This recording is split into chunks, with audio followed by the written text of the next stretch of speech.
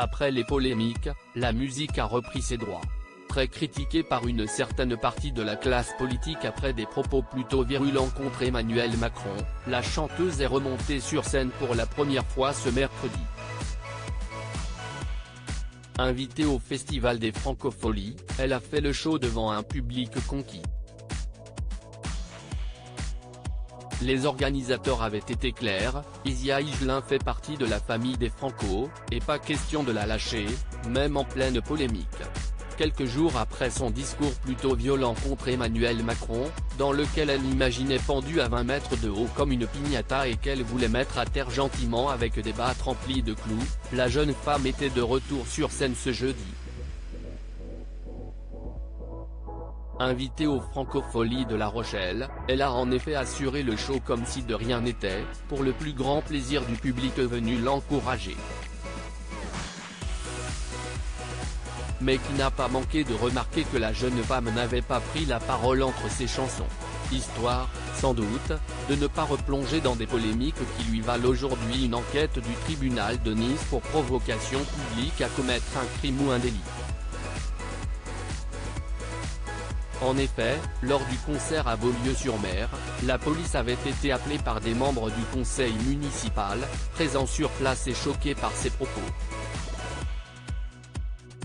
Arrivées rapidement, les forces de l'ordre n'avaient pu voir la chanteuse, discrètement exfiltrée et rentrer dans son tourbus, où il n'avait pas l'autorisation d'entrer. Mais ces propos, qui ont fait le tour d'Internet, ont été largement repris et critiqués par les responsables politiques, notamment de la majorité, qui ont comparé cela à un appel au lynchage. La jeune femme avait bien sûr nié ces accusations. D'autres, quant à eux, avaient rappelé la liberté d'expression des artistes, et l'exemple du journal Charlie Hebdo, qui a déjà dessiné le président de la République mort ou décapité, mais qui n'est pas mis en cause. Alors, y aurait-il une nuance dans la loi? Le parquet en charge de l'enquête ne devrait pas tarder à trancher. En attendant, si le festival de Marcq-en-Barœul l'a déjà annulé, pas question pour ses fans, interrogés par BFM Télévision, de se priver d'elle. Si certains ont défendu l'idée que la musique et la culture ont toujours été politiques, d'autres nuancent un peu, expliquant qu'il faut parfois faire attention à ce qu'on dit. Mais tous, en tout cas, se sont bien amusés au son de ces rythmes endiablés.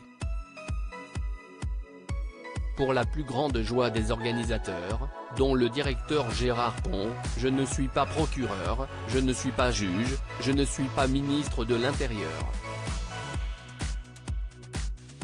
Elle était programmée aux Francopholies, elle fait partie de la famille des Francopholies, comme Jacques Higelin, le père de la chanteuse, note de la rédaction, qui a été l'un des artistes les plus programmés. Elle est née ici et quand une artiste est dans la tourmente, quand elle fait partie d'une famille, on ne la lâche pas, a-t-il défendu. Cet été, la jeune femme, sœur d'Arthur H, devrait être programmée sur une vingtaine de festivals.